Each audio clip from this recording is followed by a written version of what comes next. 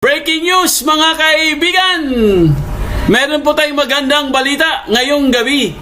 Ayan po, Marcoleta, panalo! Wala ba kayong mga kamay? Palakpakan nyo naman. Sa wakas, nagbigay na po ng final result or final decision ang COMELEC. Itong si Chairman George. Ito pala si Chairman George, medyo mabait din pala no? Anong nangyari sa iyo, Chairman George? Ang bait-bait mo pero okay lang yan. Congratulations po kay Senator Marcoleta. At syempre mga kaibigan, pasalamatan din natin si Chairman George. Alright? Hindi naman tayo mga halimaw dito Hindi naman tayo mga animal, no? Tayo po'y may puso. Siyempre, we have to give credit where the credit is due. Diba? Ganun tayo Hindi tayo katulad nila. Mga bangag, mga loyalista, mga pinklawan, mga dilawan, mga halimaw. Tayo po mga kaibigan, nagpapasalamat din tayo pag may gumawang mabuti. Kasi po, itong kaso na to guys, matindi po ito. Biruin nyo araw-araw nilang binabati ko si Marcoleta dyan. Itong mga pinklawan, mga dilawan, mga bangag, mga loyalista. Anong sinasabi nila? Anong sinasabi sila sa mga post nila? Matatanggal na daw si Marcoleta bilang senador. At tuwang-tuwa pa sila. Araw-araw. Araw-araw sila nagse-celebrate. Nakita ko nagse-celebrate sila araw-araw kasi matatanggal na daw. Yay! Matatanggal na si Marcoleta sa wakas. Tanggal na sa Senado. Meron pa nagsabi nun Ang kapal na mukha. Ngayon. Ano masasabi nyo? Absuelto si Senator Marcoleta. Binasura ang kanyang kaso sa COMELEC mga kaibigan. See? Yan ang sinasabi natin. Dahil hindi mo pwedeng tanggalin ang isang matino at nagtatrabahong isang senador na katulad ni Senator Marcoleta. Bakit mo siya tatanggalin? Dahil sa donors? Or do you tinatawag yung campaign donors? Siya mismo, inamin niya yan sa harap nyo. Ilang beses siya nagbigay ng statement patungkol dyan sa mga donor na yan. Di ba? Inamin niya mismo guys. Oo, meron ako mga campaign donor, pero hindi ko pwedeng bagitin ang mga pangalan nila kasi sila mismo nagsabi. Kasi may mga ganun, may mga taong mga ginintuang puso na tumutulong po, nagbibigay ng donasyon na ayaw nilang pabanggit ang kanilang pangalan. Kasi kahit kami dito, di ba, meron tayong mga charity, marami pong nagbibigay sa amin pero ayaw nilang pabanggit yung pangalan nila. Kasi may ganung tao mga kaibigan. So, nag-pay respect lang po si Senator Marcoleta sa mga tao na to na willing silang tumulong sa kanya para manalo po bilang senador. Hindi po masama yun. Hindi po illegal yun. Sinabi na po ng COMELEC mga kaibigan, nagbutuhan na po sila. Yun na nga. Panalo si Senator Marcoleta. Yes! Magandang pangitain po ito mga kaibigan. Dahil, of course, alam po natin kung anong klase itong COMELEC. Alam po natin lahat yan. No? Hindi po pwedeng i-deny yan. Marami na pong nangyari. Pudinet, anong nangyari kay Chairman George? Nako, yun nga Marami nga nagtatanong Pati yung mga bangag guys, nagtatanong sila. Yung mga bangag, yung mga loyalista. Alam mo tanong nila, ano daw nangyari kay Chairman George? Aba, ewan namin. Tanungin nyo. Bakit ayaw nyo siya tanungin? Sabi nila anyari kay Chairman George? Kung ako sa inyo, tanungin nyo, interviewin nyo si Chairman George. Bakit biglang kumambyo? Okay, ano ba itong balita mga kaibigan? Dahil po, kung naalaala nyo, si Senator Marcoleta po mga kaibigan ay kinasuhan, binigyan siya ng kaso ng COMELEC dahil po sa kanyang mga campaign donors at sa kanyang mga sose, Ito po, ipakita lang po natin dito para mabasa po ng lahat.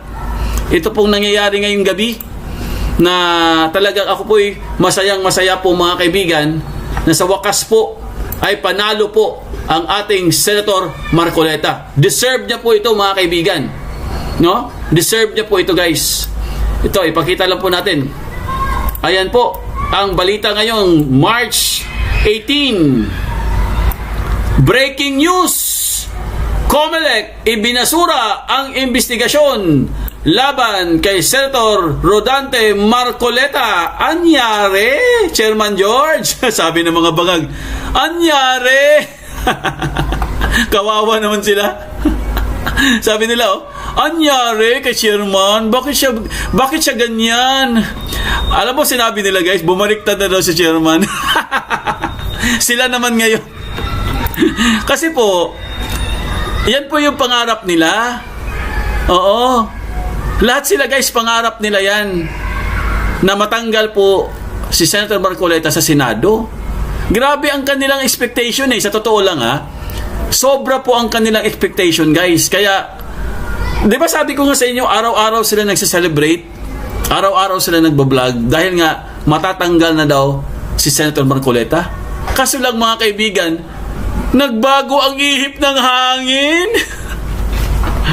Ang sinabi dito, guys, kung babasahin natin, ibinasura ng COMELEC and Bank ang investigasyon laban kay Senator Marcoleta kaugnay ng umano'y hindi pagsiwalat ng election donors sa kanyang Statement of Contributions and Expenditures or SOSE, noong 2025 elections. Kung babasahin natin dito, batay sa opisyal na resolution na inilabas ngayong March 18, 2026, pinagtibay ng poll body ang recommendation ng Political Finance and Affairs Department or PFAD, na itigil ang investigasyon laban sa senador. So sinabihan kaagad ang COMELEC, mga kaibigan, na itigil na ang investigasyon laban sa senador. Ayon sa dokumento, malinaw ang naging batayan ng desisyon. There are being no other evidence to show that respondent committed any election offense. Ibig sabihin, guys, ayon po sa grupo, wala po silang nakita ni isang bahid na election offense doon sa mga dokumento po na ipinasa ng respondent, which is si Senator Marcoleta. So malinis. Wala siyang nilabag. Wala po siyang mga untowards na mga action patungkol po sa kanyang SOSE or yung sa mga election donors niya, or campaign. Gayunman, hindi ito pagtatapos ng usapin. Mga donors pinagtuunan ng pananagutan. Siyempre, guys, yung mga donors, yun po yung bibigyan nila ng sanction. Okay lang yun, At least, mga kaibigan, napatunayan po dito, guys, na lahat ng kanilang paratang kay Senator Marcoleta ay mali. Di ba? Gusto nyo lang talaga matanggal si Marcoleta dahil takot kayo. Maraming takot kay Marcoleta Takot. Di ba yung Blue Ribbon nga, takot nga sa kanya, pati yung pati si Wambol, di ba? Talagang ilag na ilag sila kay Marcoleta. Alam nyo ba yun na si Marcoleta po talagang pilit nilang tanggalin, guys, sa chairman, sa Blue Ribbon? Pinilit nila yan. At pinilit din siyang tanggalin sa lahat ng mga committee. Parang ayaw nila si Marcoleta, guys, na sumali sa mga committee. Parang allergic po sila. Lalong-lalo na po si Risa. Oo, may nagsabi niyan na pag si Marcoleta po, mga kaibigan, pumunta doon sa committee, guys, ayaw na ni Risa, ayaw na niya ituloy. Parang gusto niyang umalis. May nagsabi niyan Parang ayaw nila magtagpo doon sa isang committee. Ang daming dahilan kasi nga ayaw nila kay Marcoleta, mga kaibigan. Kasi nga hindi nila kaya. Ito basahin po natin. Sa parehong resolution, inuutos ng COMELEC sa PFAD na magsampa ng reklamo laban sa tatlong kilalang contributors na si Senator Marcoleta. Sina Michael Defensor, Joseph Varias Espiritu at Aristotol Viray. Ito ay dahil sa kabiguang magsumite ng kanilang individual reports of contributions. Sa loob ng itinakdang 30-day matapos ang eleksyon, isang obligasyon sa ilalim ng election laws. Mula mismo sa resolution, to file a complaint for election offense against the three contributors due to their failure to submit their respective individual report of contributions within 30 days after the elections.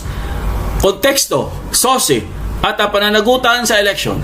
Ang SOSE ay isang mahalagang dokumento na nagsasabi ng lahat ng ginastos at natanggap na contributions ng isang kandidato sa panahon ng kampanya. Layunin nitong tiyakin ang transparency at maiwasan ang legal or illegal na pondo sa eleksyon. Sa kasong ito, bagamat na clear na si Senator Marcoleta sa alegasyon ng election offense, ipinakita ng investigasyon na may kakulangan sa compliance sa panig ng kanyang mga donors. Isang aspeto na mahigpit ding binabantayan ng batas. So mga kaibigan, ang tanong lang po ng karamihan, bakit masyado kayo nakafocus pagdating po sa mga Duterte? Yan, katulad niya si Marcoleta, Duterte yan eh. Yun po yung tinatanong nila. Di ba? Bakit po pagdating sa mga Duterte guys, nakafocus kaagad kayo? Samantalang, gusto nyo isa-isahin natin. Wag na lang, no? Kasi aabutin tayo ng siyam-siyam. Baka yung live natin matapos to madaling araw na. Di ba? Ilan po ang involved dyan sa malawakang scam na yan sa eleksyon? Ilan po? Sige. Oh. Di ba? Tapos si Marcoleta lang yung nakafocus lang kay Marcoleta. Kung tutuusin mga kaibigan, meron po mga kandidato sa Senado na ang lalaki ng kanilang ginastos guys. Grabe. Huwag na natin pangalanan dito. Pero pwede nyo pong i-search yan sa internet, no, sa Google. Lalabas yung mga pangalan nila na sobrang laki po ang mga ginastos. Lalong-lalo na po si Erich. Sobrang laki ng ginastos mga kaibigan. Hindi mo akalain saan sila kumuha ng ganung karaming pera. Bilyon ang ginastos guys. Yung mga talagang may ranking po, no? Number 1, number 2, number 3, kung sino yung pinakamalaking gastos at mga ads, mga commercial. Bilyon ang ginagastos mga kaibigan. Wala man lang sinasabi. Hindi man lang nagrereklamo. Samantalang si Marcoleta, inamin naman niya. Hindi naman niya tinago. Ayaw lang niya bagitin ang pangalan. Pero hindi niya tinago. Sabi niya, oo, meron. Ayaw lang nilang babanggitin ang pangalan dahil nga may mga tao po mga kaibigan na handang tumulong pero anonymous. Parang ayaw lang po nila maglagay ng kanilang mga informasyon. Kasi normal yan eh. Hindi naman kasi illegal yan guys. Kung tutuusin. Basta kailangan po tapat lang po ang isang kandidato katulad po ni Marcoleta. Tapat, honest. Yun, nagsasalita po siya. Inamin niya mismo sa kanyang programa doon sa Net25. Wala po siyang tinatago. Ang problema lang kasi kay Chairman, dahil nga Duterte po ito, Duterte Black, gusto nilang bawasan ang Duterte Black. Di ba? Tinanggal na nga. Wala na nga si Bato. Di ba? Malabo pa itong si Bongo kasi delikado din si Bongo. Pati itong sila Villanueva. Sila Jinggoy, di ba? Gusto pa nilang tanggalin si Marcoleta. O ngayon, Merice, karma kayo, no? Hindi nyo kayang patumbahin or hindi nyo kaya si Marcoleta.